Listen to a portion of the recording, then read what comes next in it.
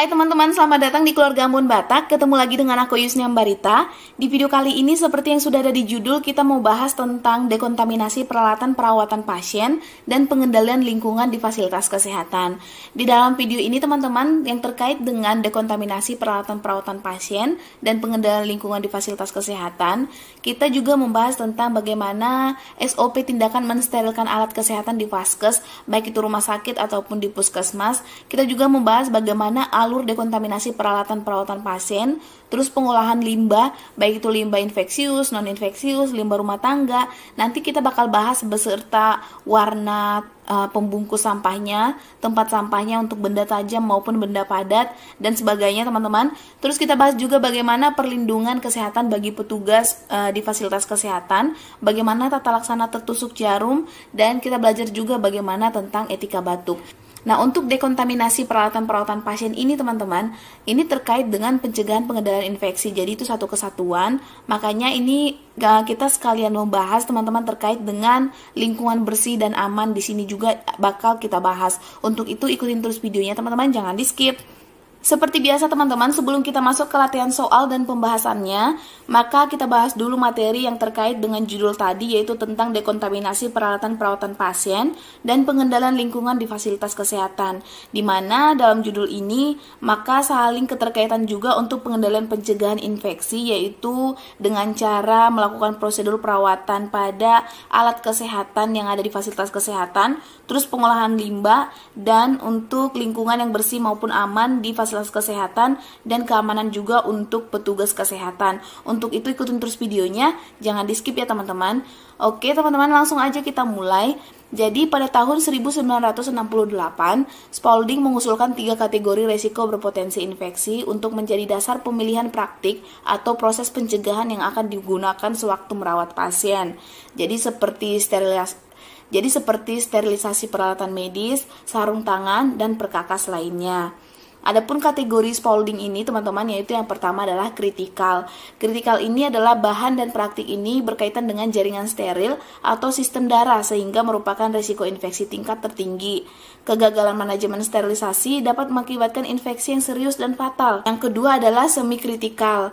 Bahan dan praktik ini merupakan terpenting kedua setelah kritikal yang berkaitan dengan mukosa dan area kecil di kulit yang lecet, di mana pengelolaan perlu mengetahui dan memiliki keterampilan dalam penanganan peralatan invasif, pemrosesan alat, disinfektan tingkat tinggi atau DTT, pemakaian sarung tangan bagi petugas yang menyentuh mukosa atau kulit tidak utuh. Yang ketiga adalah non-kritikal, di mana untuk non-kritikal ini adalah pengelolaan peralatan atau bahan dan praktik yang berhubungan dengan kulit utuh yang merupakan risiko terendah.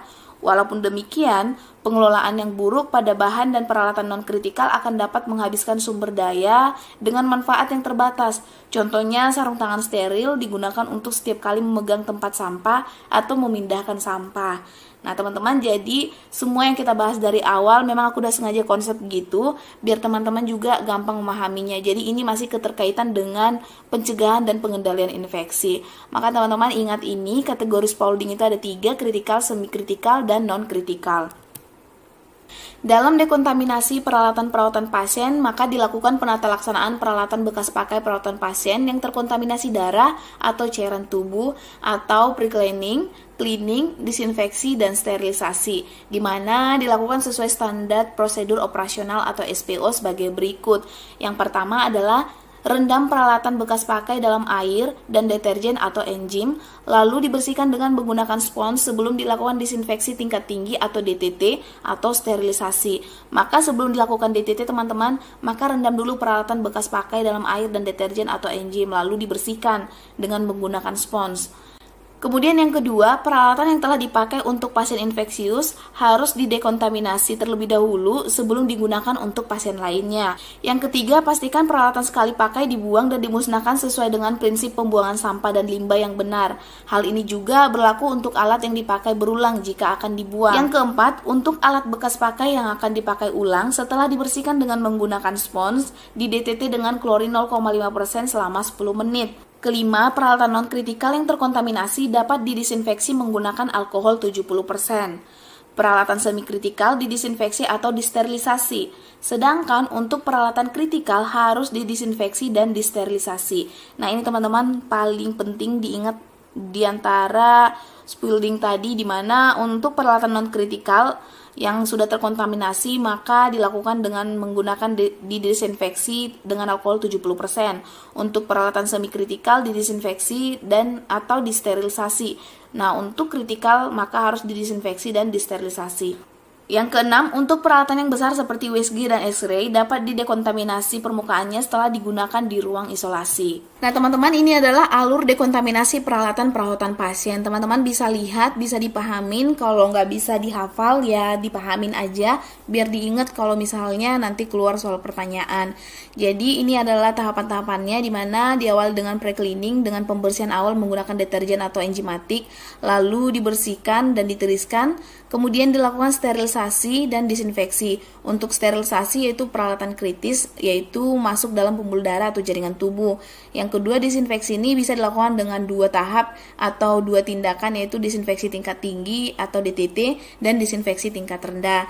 Untuk yang bisa dilakukan tindakan disinfeksi tingkat tinggi yaitu peralatan semi-kritikal yang masuk dalam mukosa tubuh, ya seperti ETT dan NGT.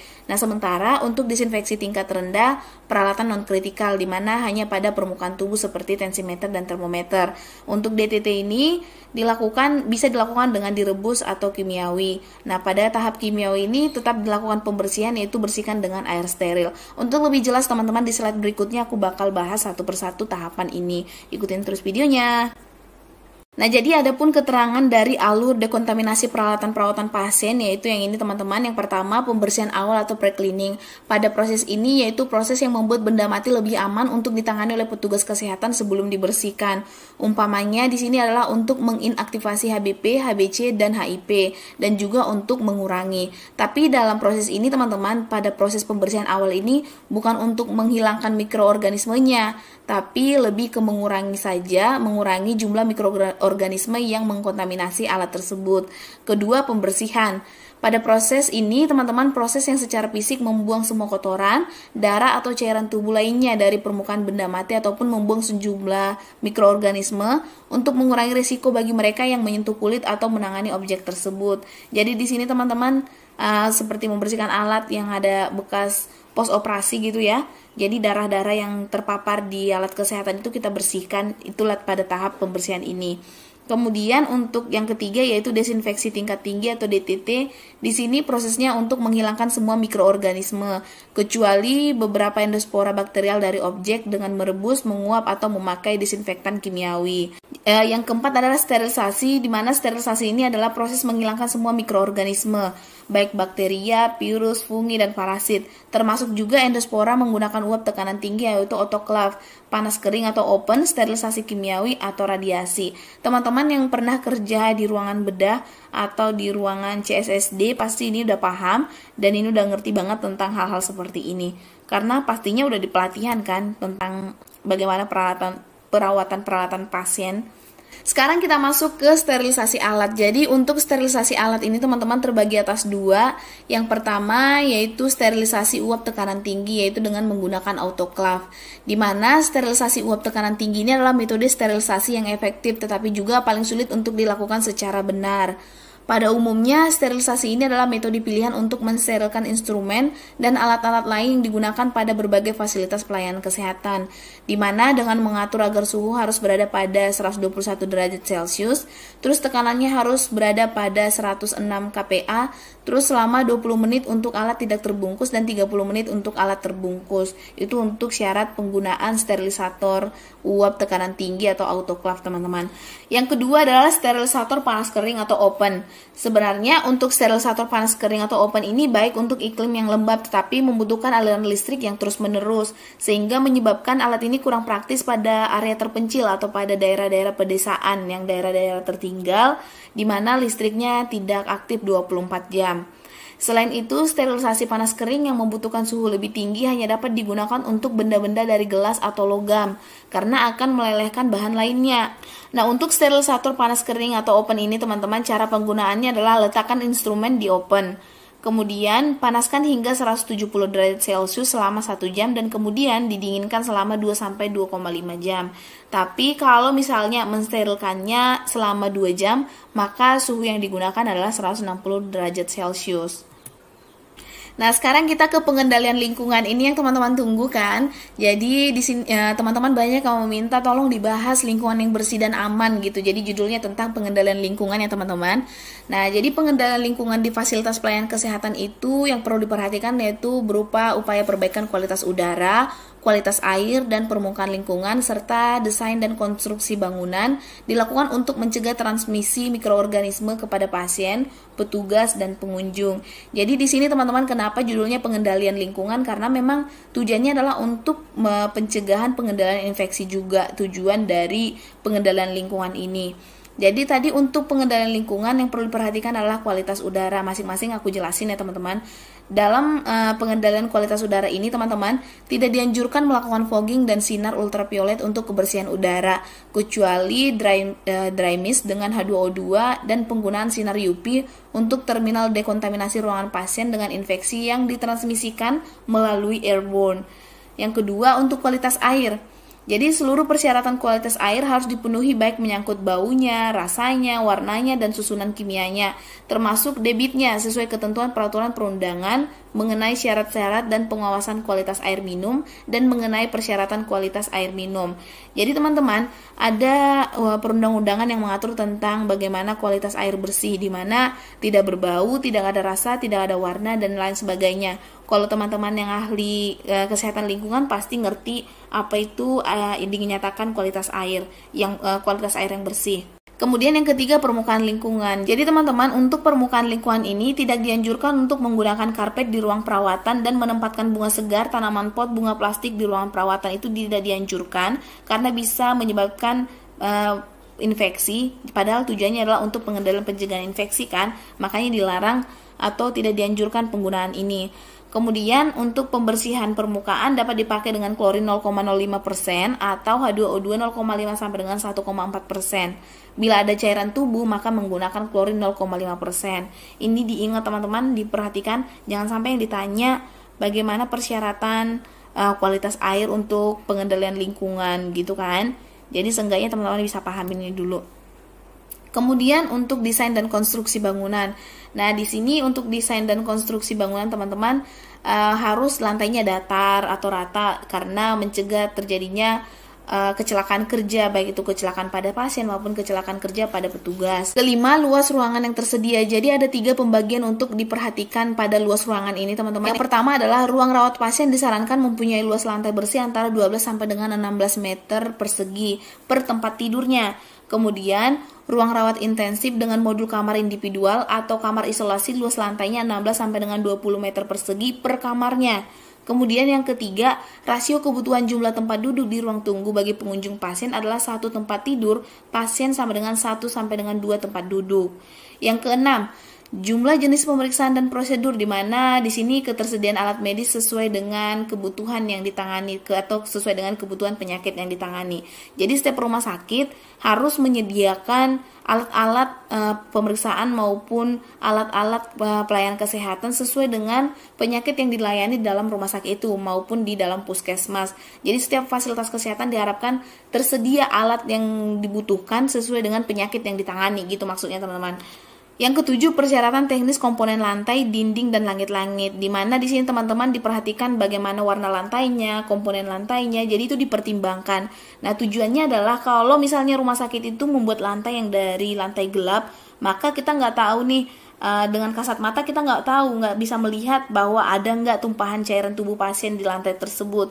Nah, gitu dengan kasat mata, apalagi kalau misalnya lantainya gelap kita nggak bisa lihat, sedangkan yang bersih aja kadang kita nggak bisa lihat kasat mata kan karena banyaknya mikroorganisme gitu teman-teman maksudnya. Terus diperhatikan juga langit-langitnya, jangan sampai banyak ininya lawa-lawanya atau jangan sampai langit-langitnya yang mudah rubuh sehingga mengakibatkan kecelakaan atau ya diingatlah keselamatan pasien gitu teman-teman. Yang kedelapan, air, listrik, dan sanitasi, di mana untuk rumah sakit atau fasilitas kesehatan diharapkan air, listrik, dan sanitasi tersedia 24 jam. Kesembilan, ventilasi dan kualitas udara. Jadi setiap ruangan pasien ada persyaratannya untuk sirkulasi udara atau pergantian udara. Yang ke-10, pengelolaan alat medis atau reuse dan disposable. Ke-11, pengelolaan makanan. Kemudian teman-teman, sistem ventilasi, yaitu untuk sistem ventilasi adalah sistem yang menjamin terjadi pertukaran udara di dalam gedung dan di luar gedung yang memadai, sehingga konsentrasi droplet nuklei itu menurun gitu teman-teman. Secara garis besar ada 3 jenis ventilasi, yaitu ventilasi alamiah, ventilasi mekanik, dan ventilasi campuran atau hibrid. Untuk ventilasi alamiah ini teman-teman, yaitu sistem ventilasi yang mengandalkan pada pintu dan jendela terbuka, serta skylight atau bagian atas ruangan yang bisa dibuka atau terbuka untuk mengalirkan udara dari luar ke dalam gedung dan sebaliknya.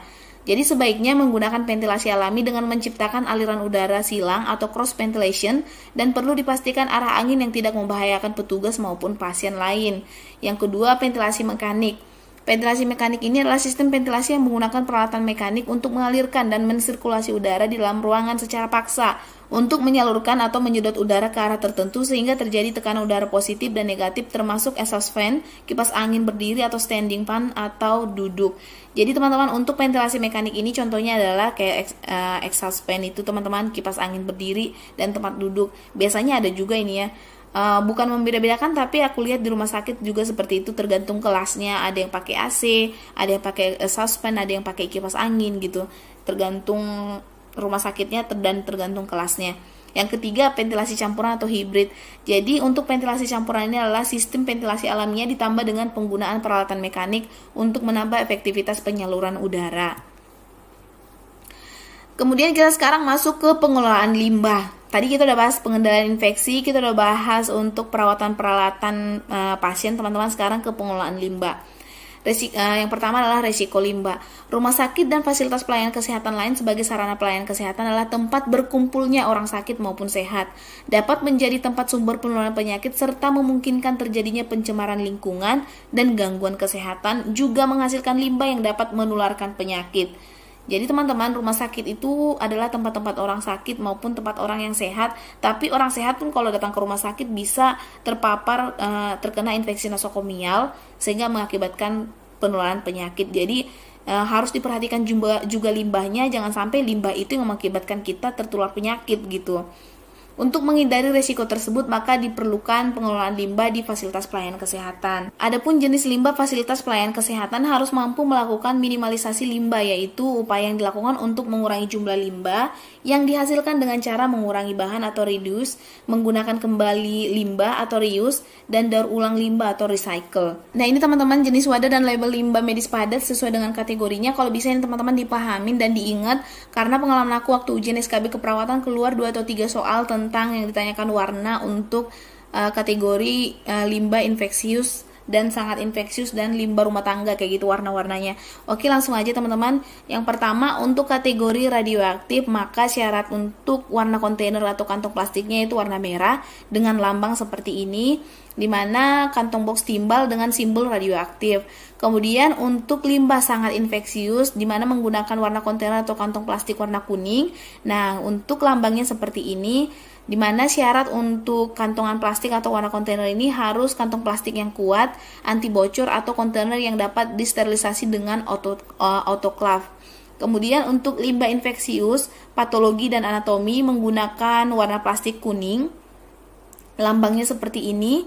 Syarat untuk kantong plastiknya yaitu plastiknya harus kuat dan anti bocor atau kontainer. Kemudian yang keempat, sitotoksis, yaitu warna ungu, simbolnya seperti ini, di mana kontainer plastik kuat dan anti bocor.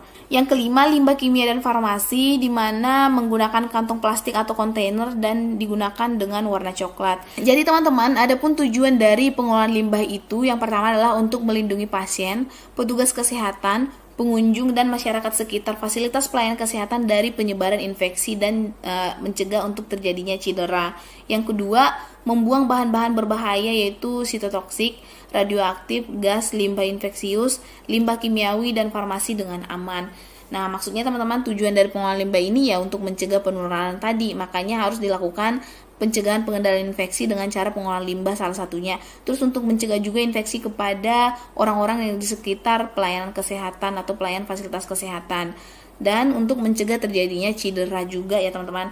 Nah, kenapa bisa cedera? Misalnya nih kalau kita sembarangan buang speed, maka bisa terinjak, bisa terkena jarum suntik, Jangan sampai jarum suntik itu dari pasien infeksius kan, malah menularkan ke kita. Itulah maksudnya teman-teman. Makanya sangat penting sekali pengelolaan limbah ini di fasilitas pelayanan kesehatan. Sekarang kita masuk ke proses pengolahan limbah. Proses pengolahan limbah dimulai dari identifikasi, pemisahan, labeling, pengangkutan, penyimpanan, hingga pembuangan atau pemusnahan. Yang pertama, identifikasi jenis limbah. Secara umum, limbah medis dibagi menjadi 3 teman-teman, yaitu padat, cair, dan gas. Sedangkan untuk kategori limbah medis padat terdiri dari benda tajam, limbah infeksius, limbah patologi, limbah sitotoksik, limbah tabung bertekanan, limbah genotoksik, limbah farmasi, limbah dengan kandungan logam berat, limbah kimia, dan limbah radioaktif. Yang kedua, pemisahan limbah. Jadi, pemisahan limbah ini dimulai dari awal limbah dihasilkan dengan memisahkan limbah sesuai dengan jenisnya. Maksudnya teman-teman, sejak kita membuang limbah, baik itu limbah infeksius, non-infeksius, atau limbah rumah tangga, kita udah harus pilah memang dari awal. Jadi, jangan disatukan. Jangan disatukan baik itu infeksius, non-infeksius, atau limbah rumah tangga di satu tempatkan gitu. Jangan. Tapi udah terpisah aja gitu teman-teman, sehingga nggak mempersulit orang atau petugas yang membuang juga. Hingga nggak perlu pemilahan lagi gitu loh teman-teman, ataupun seandainya memilah lagi maka nggak terlalu berat lagi tugas mereka gitu. Yang kedua, tempatkan limbah sesuai dengan jenisnya. Adapun penempatan limbah sesuai dengan jenisnya yaitu limbah infeksius. Limbah infeksius ini adalah limbah yang terkontaminasi darah dan cairan tubuh masukkan ke dalam kantong plastik berwarna kuning. Contohnya teman-teman yaitu sampel laboratorium, limbah patologis yaitu jaringan, organ, dan bagian dari tubuh, otopsi cairan tubuh, produk darah yang terdiri dari serum, plasma, trombosit, dan lain-lain. Diapers dianggap limbah infeksius juga teman-teman bila bekas pakai pasien infeksi saluran cerna, menstruasi, dan pasien dengan infeksi yang ditransmisikan lewat darah atau cairan tubuh lainnya. Jadi kayak Pampers juga teman-teman dianggap limbah infeksius, tapi apabila pasien ini adalah pasien yang mengalami infeksi saluran cerna atau menstruasi dan pasien dengan infeksi yang ditransmisikan lewat darah atau cairan tubuh itu dianggap infeksius.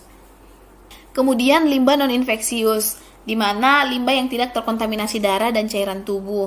Nah, ini untuk pembuangan limbah non-infeksius ini masukkan ke dalam kantong plastik berwarna hitam, teman-teman. Contoh limbah non-infeksius ini adalah sampah rumah tangga, sisa makanan, dan sampah kantor. Kemudian limbah benda tajam. Limbah benda tajam ini yaitu limbah yang memiliki permukaan tajam, di mana untuk pembuangan limbah benda tajam masukkan ke dalam wadah tahan tusuk dan tahan air. Contohnya teman-teman, limbah benda tajam itu adalah jarum, spit, ujung infus, benda yang berpermukaan tajam. Kemudian limbah cair segera dibuang di tempat pembuangan atau pojok limbah cair atau spool hog. Jadi teman-teman, untuk pemisahan ini, benda tajam ini memang ada safety box khususnya. Teman-teman bisa lihat di thumbnail itu contoh safety box untuk pembuangan limbah benda tajam, karena jangan sampai tertusuk jarum seperti itu teman-teman untuk pengolahan limbah benda tajam ini, atau jangan sampai salah gunakan spit yang sudah dipakai pasien gitu. Terus untuk yang limbah ada cairannya, misalnya sisa cairan infus atau urin atau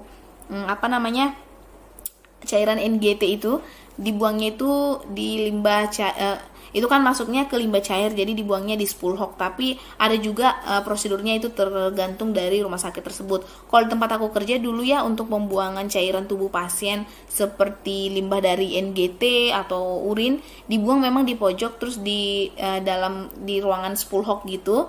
Habis itu kita disinfektan lagi permukaan yang terkena atau bekas pembuangan tadi gitu.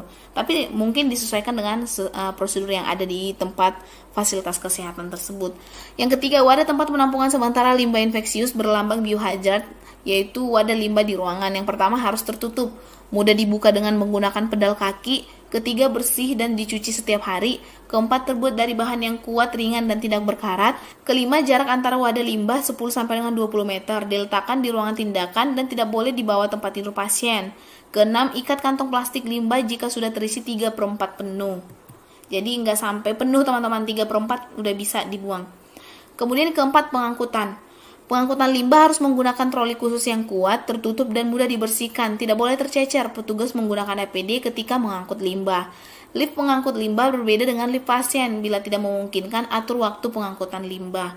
Jadi kalau bisa teman-teman, diharapkan itu untuk di fasilitas kesehatan, misalnya kayak rumah sakit berapa lantai gitu kan. Jadi untuk pembuangan limbah ini diharapkan ketika pengangkutannya terpisah. lift untuk pasien maupun lift untuk khusus pengangkutan limbah ini. Tapi kalaupun misalnya nggak bisa dipisahkan, misal lift cuma ada satu, maka gunakanlah teman-teman pengaturan waktu kapan limbah ini lewat. Ya sebisa mungkin di saat jam-jam subuh kali ya, biar pasien gak terlalu banyak pergerakan yang ini kan, keluarga pasien maupun pasien gitu. Yang kelima, tempat penampungan limbah sementara.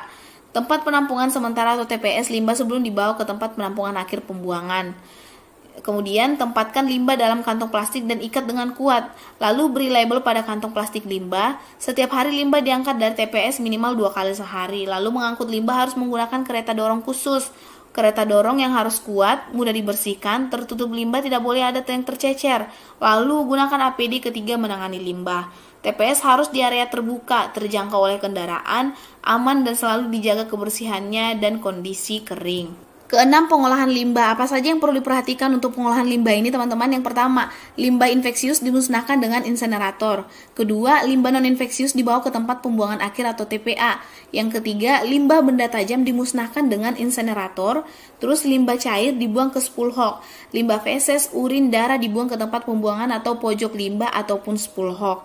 Yang ketujuh, penanganan limbah benda tajam atau pecahan kaca. Yang perlu diperhatikan untuk penanganan limbah benda tajam atau pecahan kaca ini, yang pertama adalah jangan menekuk atau mematahkan benda tajam. Kedua, jangan meletakkan limbah benda tajam sembarangan tempat.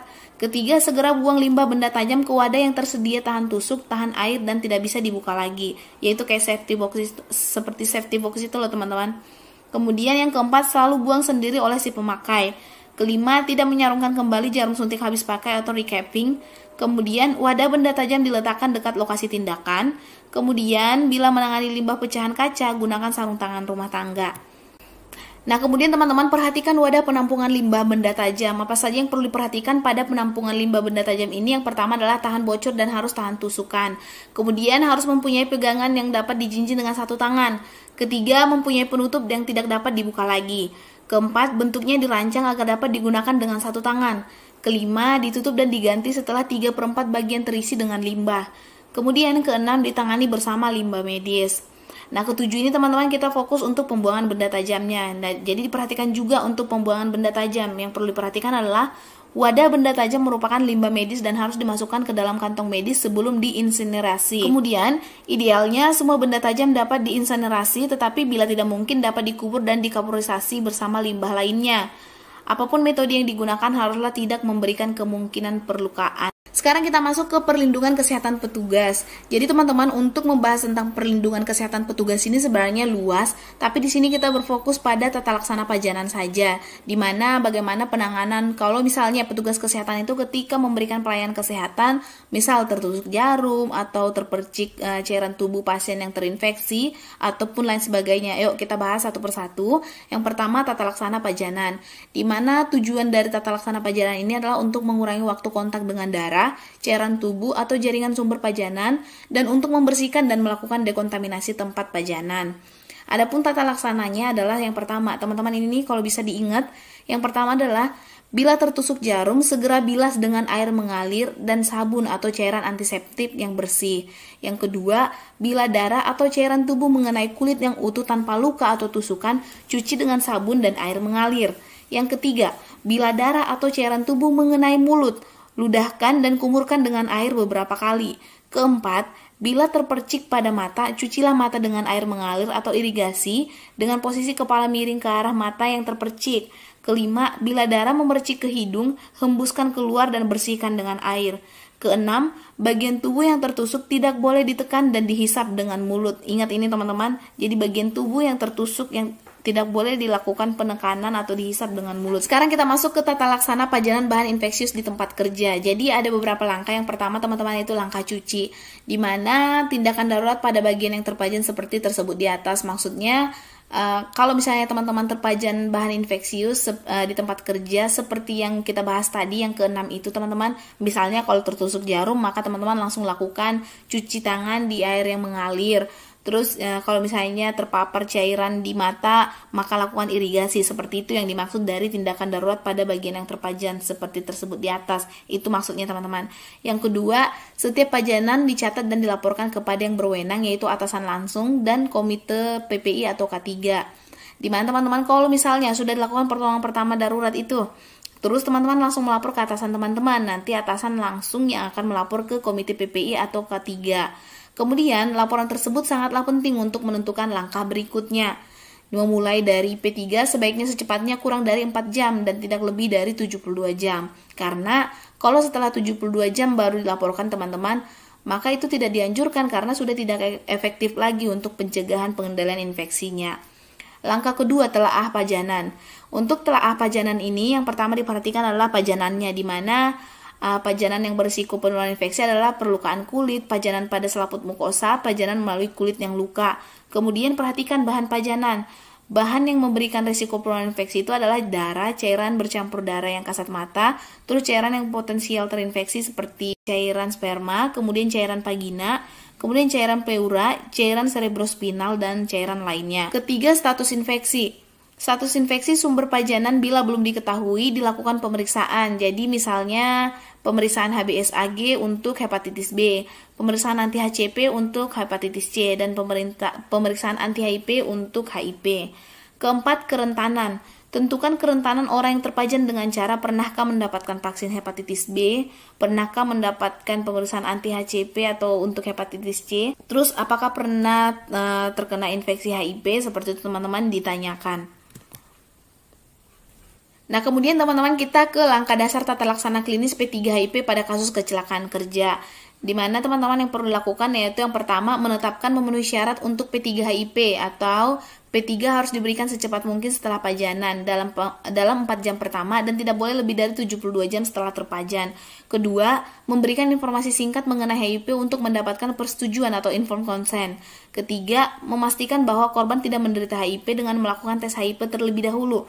Keempat, pemberian obat-obat untuk P3HIP. Kelima, melaksanakan evaluasi laboratorium. Keenam, menjamin pencatatan. Ketujuh, memberikan follow-up dan dukungan.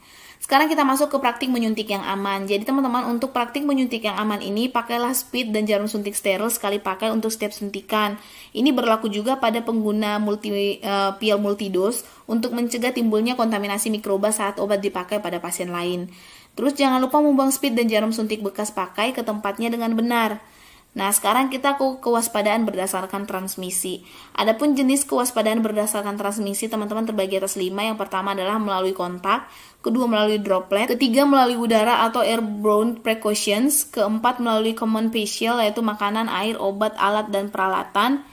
Kemudian kelima melalui vektor yaitu lalat, nyamuk, dan tikus. Nah, ini adalah alur untuk luka tusuk jarum, teman-teman diperhatikan. Yang pertama tadi sebenarnya udah aku jelasin di keterangan yang tadi ya teman-teman. Ini untuk lebih ringkasnya. Jadi kalau tertusuk jarum atau terkontaminasi, langsung cuci dengan air yang mengalir, lalu segera melapor ke atasan buat laporan. Kemudian perawatan oleh dokter, kemudian petugas dan sumber periksa darah HCP, HBP, dan HIP sesuai dengan tabel yang ada di PMK teman-teman sudah diatur atau sesuai dengan SOP yang sudah ada di fasilitas kesehatan masing-masing. Kemudian kalau terpajan cairan tubuh, cuci dengan air yang mengalir, kemudian segera laporkan ke atasan buat laporan, terus kemudian perawatan oleh dokter, lakukan pemeriksaan pajanan, kemudian isi sesuai dengan tabel. Nah, ini adalah etika batuk teman-teman. Jadi diharapkan ketika teman-teman batuk atau bersin, maka dilakukan etika batuk, di mana tutup hidung dan mulut Anda dengan menggunakan tisu atau sapu tangan atau lengan dalam baju Anda. Kemudian segera buang tisu yang sudah dipakai ke dalam tempat sampah. Lalu cuci tangan dengan menggunakan air yang bersih dan sabun atau pencuci tangan berbasis alkohol. Lalu gunakan masker. Jadi tujuan dari etika batuk ini teman-teman adalah untuk pencegahan pengendalian infeksi. Oke teman-teman, sampai di sini dulu materi pembelajaran kita. Sekarang kita masuk ke latihan soal dan pembahasannya. Sebelum kita masuk ke latihan soal, seperti biasa teman-teman, aku minta waktu kalian dulu untuk klik subscribe dan klik tombol loncengnya, biar kalian gak ketinggalan video-video kita selanjutnya, karena aku masih tetap bakal membahas yang terkait dengan kisi-kisi terbaru SKB keperawatan, baik perawat terampil maupun perawat ahli pertama. Oke, langsung aja teman-teman. Soal yang pertama, apa saja yang termasuk kategori Spaulding? A. Kritikal dan semi-kritikal. 2. Semi-kritikal dan non-kritikal. C. Alat-alat medis di rumah sakit. D. Kritikal, semi-kritikal, dan non-kritikal. Jadi apa jawaban teman-teman? Tadi ini pertama sekali yang kita bahas yaitu tentang kategori Spaulding. Ada 3. Ya, jawabannya adalah D. Kritikal, semi-kritikal, dan non-kritikal. Yang kedua, alur dokumentasi peralatan perawatan pasien terdiri dari beberapa tahap, salah satunya tahap disinfeksi. Apa yang dimaksud dengan disinfeksi tingkat tinggi atau DTT? A. Proses menghilangkan semua mikroorganisme kecuali beberapa endospora bakterial dari objek dengan merebus, menguapkan, atau memakai disinfektan kimiawi. B. Proses menghilangkan semua mikroorganisme atau bakteria, virus, fungi, dan parasit, termasuk endospora menggunakan uap tekanan tinggi atau autoclave, panas kering atau open, sterilisasi kimia atau radiasi. C. Mensterilkan alat pada suhu 120 derajat atau lebih. D. Mensterilkan alat medis seperti alat-alat bedah. Ya, apa teman-teman tadi yang dimaksud dengan DTT? Ya langsung aja jawabannya adalah A. Ini diingat teman-teman perbedaan antara DTT dan sterilisasi. Karena kadang kita lupa dan kayak ketukar gitu nggak sih? Jadi jawabannya ini adalah A. Kemudian yang ketiga, limbah di rumah sakit harus diolah dengan baik sesuai dengan jenis limbah dan risikonya. Limbah sangat infeksius dimasukkan pada kantong plastik atau kontainer warna. Ya, ditanyakan adalah sangat infeksius teman-teman. A. Merah, B. Ungu, C. Kuning, D. Hijau. Apa teman-teman untuk sangat infeksius? Ya, jawabannya adalah C. Kuning. Soal yang keempat, limbah di rumah sakit harus diolah dengan baik sesuai dengan jenis limbah dan resikonya. Limbah radioaktif dimasukkan pada kantong plastik atau kontainer warna A. Merah, B. Ungu, C. Kuning, D. Hijau. Apa teman-teman? Ya, langsung aja jawabannya adalah A, yaitu kontainer atau plastik warna merah. Soal yang kelima, bagaimana tata laksana pertama pada petugas yang tertusuk jarum? A. Segera bilas dengan air mengalir dan sabun atau cairan antiseptik sampai bersih. B. Tekan dan hisap dengan mulut. C. Ludahkan dan kumur-kumur dengan air beberapa kali. D. Cucilah mata dengan air mengalir atau irigasi dengan posisi kepala miring ke arah mata yang terpercik. Ya, jawabannya apa teman-teman? Ini sangat gampang sekali pilihannya. Ya, jawabannya adalah A. Keenam, pengendalian lingkungan di fasilitas kesehatan perlu diperhatikan dilakukan untuk mencegah transmisi mikroorganisme kepada pasien, petugas, dan pengunjung. Apa contoh yang termasuk dalam pengendalian lingkungan di lingkup fasilitas kesehatan? A. Upaya perbaikan kualitas udara, kualitas air, dan permukaan lingkungan, serta desain dan konstruksi bangunan. B. Tempat tidur pasien, kursi roda, dan lift. C. Tanda pengarah ruangan, nurse station, dan ruang tunggu. D. Ruang pelayanan rawat inap dan ruang isolasi. Ya, jawabannya apa teman-teman? Ya, jawabannya adalah A. Yang perlu diperhatikan itu ini teman-teman. Kemudian soal yang ketujuh, apa saja contoh limbah medis padat di fasilitas kesehatan? A. Benda tajam, limbah infeksius, limbah patologi, dan limbah sitotoksik. B. Bekas makanan pasien dan cairan tubuh pasien. C. Urin, darah, dan cairan NGT. D. Bekas perban perawatan luka pasien, selang infus, dan urin. Ya, apa teman-teman untuk limbah medis padat di vaskes? Ya, jawabannya adalah A. Sekarang soal yang ke-8. Sorry teman-teman, di sini aku bikin 7. Kayaknya ini soal yang ke-8 deh maksudnya ya. Apa saja yang termasuk dalam proses pengolahan limbah?